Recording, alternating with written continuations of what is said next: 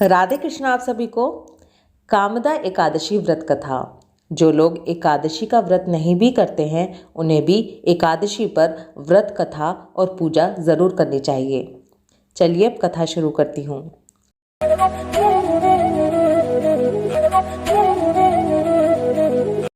श्री कृष्ण के प्रिय सखा अर्जुन ने कहा, हे कमल नयन, मैं आपको कोटि कोटि नमन करता हूँ। हे जगदीश्वर, मैं आपसे प्रार्थना करता हूँ कि आप कृपा कर चैत्र माह के शुक्ल पक्ष की एकादशी कथा का भी वर्णन सुनाइए। इस एकादशी का क्या नाम है, इस व्रत को पहले किसने किया और इसके करने से किस फल की प्राप्ति होती है।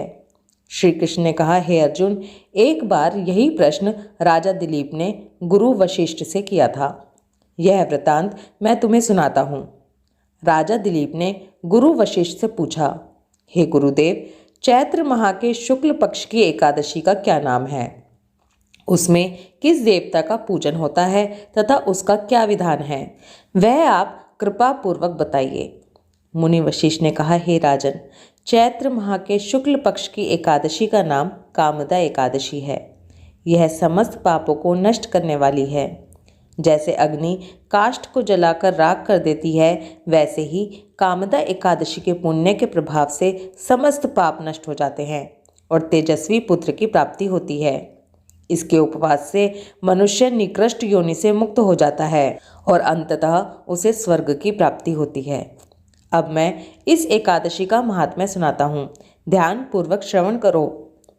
प्राचीन समय में भोगीपुर नामक एक नगर था, जिस पर पुंडरीक नाम का राजा राज्य करता था। राजा पुंडरीक अनेक ऐश्वर्यों से युक्त था। उसके राज्य में अनेक अप्सराएं, गंधर्व, किन्नर आदि वास करते थे।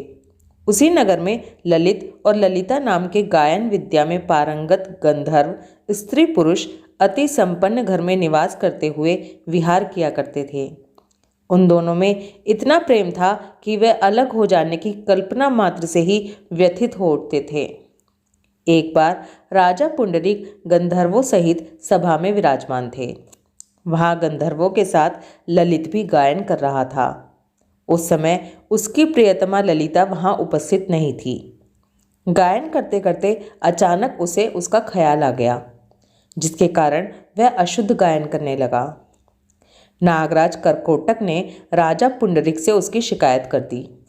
इस पर राजा को भयंकर क्रोध आया और उन्होंने क्रोधवश ललित को श्राप दे दिया और कहने लगे, अरे नीच, तू मेरे सम्मुख गायन करते हुए भी अपनी स्त्री का स्मरण कर रहा है। इससे तू नरभक्षी दैत्य बनकर अपने कर्म का फल भोग। ललित गंधर्व उसी समय राजा पुंडरीक के श्राप से एक भयंकर दैत्य में बदल गया। उसका मुख विकराल हो गया, उसके नेत्र सूर्य चंद्र के समान प्रदीप्त होने लगे, मुंह से आग की भयंकर ज्वालाएं निकलने लगी। उसकी नाक पर्वत की कंदरा के समान विशाल हो गई और गर्दन पहाड़ के समान दिखाई देने लगे। उसकी भुजाएं 2-2 योजन लंबी हो गईं। इस प्रकार उसका शरीर 8 योजन का हो गया। इस तरह राक्षस बन जाने पर वो अनेक दुख भोगने लगा। अपने प्रियतम ललित का ऐसा हाल होने पर ललिता अथाह दुख से व्यथित हो उठी। वह अपने पति के उद्धार के लिए विचार करने लगी कि मैं कहाँ जाऊं और क्या करूं, किस जतन से अपने पति को इस नरक तुल्य कष्ट से मुक्त कराऊं।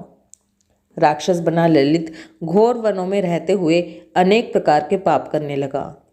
उसकी स्त्री ललिता भी उसके पीछे पीछे जाती और उसकी हालत देखकर विलाप करने लगती। एक बार वह अपने पति के पीछे पीछे चलते हुए विंध्याचल पर्वत पर पहुंच गई। उस स्थान पर उसने श्रृंगी मुनि का आश्रम देखा। वह शीघ्रता से उस आश्रम में गई और मुनि के सामने पहुंचकर दंडवत प्रणाम कर विनीत भाव से प्रार्थना करने लगी, हे महर्षि, मैं विरंधवा नामक गंधर्व की पुत्री ललिता हूँ। मेरा पति राजा पुंडरीक के शाप से एक भयंकर दैत्य बन गया है। उसने मुझे अपार दुख हो रहा है। अपने पति के कष्ट के कारण मैं बहुत दुखी हूँ। हे मुनिश्रेष्ठ, कृपा करके आप उसे राक्षस योनि से मुक्ति का कोई उत्तम उपाय बताएं। समस्त वृतांत सुनकर मुनि श्रृंगी ने कहा, हे पुत्री, चैत्र माह के शुक्ल पक्ष की एकादशी का नाम कामदा एकादशी है। उसके व्रत करने से प्राणी के सभी मनोरथ शीघ्र ही पूर्ण हो जाते हैं। यदि तू उसके व्रत के पुण्य को अपने पति को देगी तो वह सहज ही राक्षस योनि से मुक्त हो जाएगा और राजा का शाप शांत हो जाएगा। ऋषि के कहे अनुसार ललिता ने श्रद्धापूर्वक व्रत किया और द्वादशी के दिन ब्राह्मणों के समक्ष अपने व्रत का फल अपने पति को दे दिया। ईश्वर से प्रार्थना करने लगी, हे प्रभु, मैंने जो ये उपवास किया है उसका फल मेरे पतिदेव को मिले, जिससे उनकी राक्षस योनि से शीघ्र ही मुक्ति हो। एकादशी का फल देते ही उसका पति राक्षस योनि से मुक्त हो गया और अपने दिव्य स्वरूप को प्राप्त हुआ। वह अनेक सुंदर वस्त्रों तथा आभूषणों से अलंकृत होकर पहले की भांति ललिता के साथ विहार करने लगा। कामदा एकादशी के प्रभाव से वह पहले की भांति सुंदर हो गया और मृत्यु के बाद दोनों पुष्कर विमान पर बैठकर विष्णु लोक को चले गए। हे अर्जुन, इस उपवास को विधान पूर्वक करने से सभी पाप नष्ट हो जाते हैं। इस व्रत के पुण्य से मनुष्य ब्रह्म हत्या इत्यादि के पाप और राक्षस आदि योनि से मुक्त हो जाता है। संसार में इससे उत्तम दूसरा कोई व्रत नहीं है। इसकी कथा व महात्म्य के श्रवण व पठन से अनंत फलों की प्राप्ति होती है। कामदा एकादशी व्रत कथा महात्म्य समाप्तम। ओम नमो भगवते वासुदेवाय नमः। राधे कृष्णा।